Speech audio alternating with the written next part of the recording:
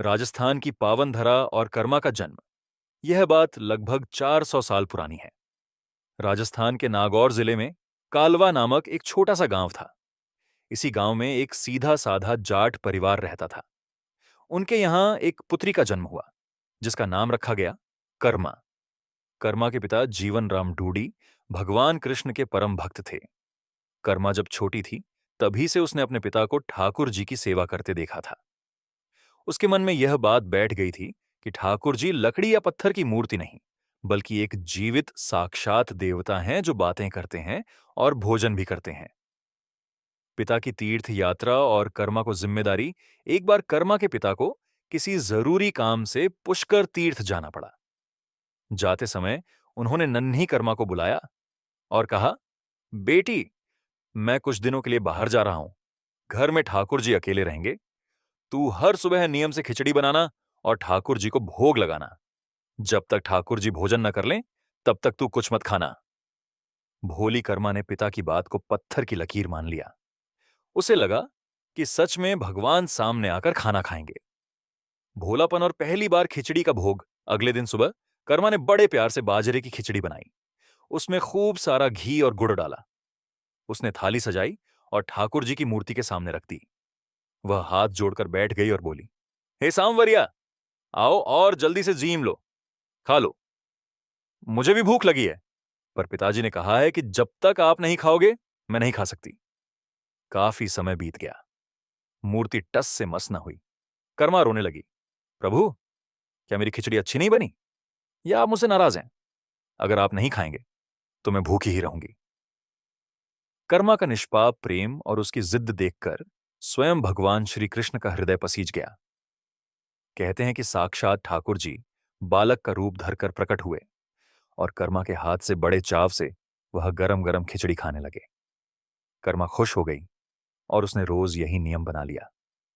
पिता की वापसी और चमत्कार। जब कर्मा के पिता वापस आए तो उन्होंने देखा कि कर्मा बहुत प्रसन्न है। उन्होंने पूछा, बेटी, क्या ठाकुर जी ने भोग लगाया? कर्मा ने सहजता से कहा, हाँ पिताजी, वे तो रोज आते हैं और सारी खिचड़ी छट कर जाते हैं।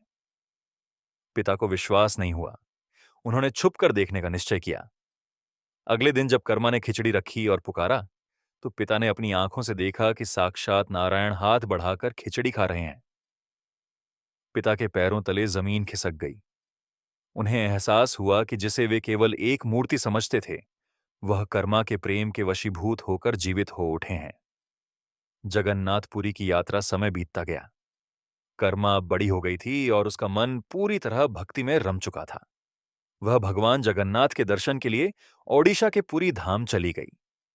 वहां उसने मंदिर के पास ही अपनी एक छोटी सी कुटिया बनाई और वहीं रहने लगी। कर्मा का नियम वही था, रोज सुबह उठकर खिचड़ी बनाना और अपने आराध्य जगन्नाथ जी को खिलाना। कहा जाता है कि भगवान जगन्नाथ मंदिर के 56 भोग का इंतजार नहीं करते थे। वे सुबह सुबह ही कर्मा की कुटिया पर पहुंच जाते, ताकि उसकी बनाई सात्विक और प्रेममयी खिचड़ी खा सकें। विधि विधान बनाम भक्ति का भाव। एक दिन एक विद्वान पंडित कर्मा की कुटिया के पास से गुजर रहे थे।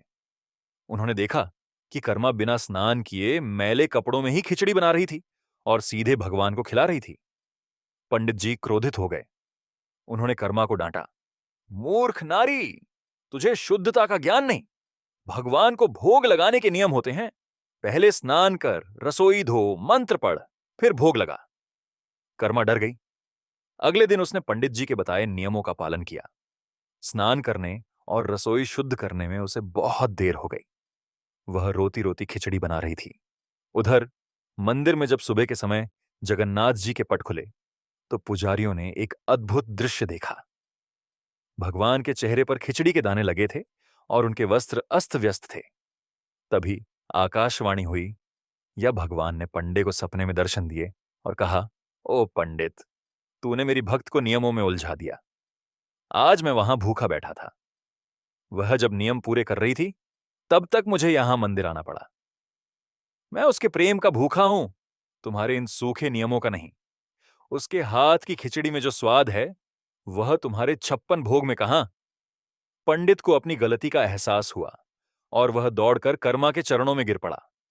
अमर परंपरा। निष्कर्ष, आज भी जगन्नाथपुरी के मंदिर में एक विशेष परंपरा निभाई जाती है। सुबह के सबसे पहले भोग में भगवान को कर्माबाई की खिचड़ी चढ़ाई जाती है। इसे बाल भोग या मानोही भी कहा जाता है। इसमें नमक नहीं होता, केवल गुड़ और घी का प्रयोग होता है, ठीक वैसे ही जैसे कर्मा बनाती थी। यहां तक कि जगन्नाथ जी की रथ यात्रा के दौरान भगवान का रथ कर्माबाई की समाधि के पास जरूर रुकता है, जैसे वे अपनी उस परम भक्त को आज भी याद कर रहे हों।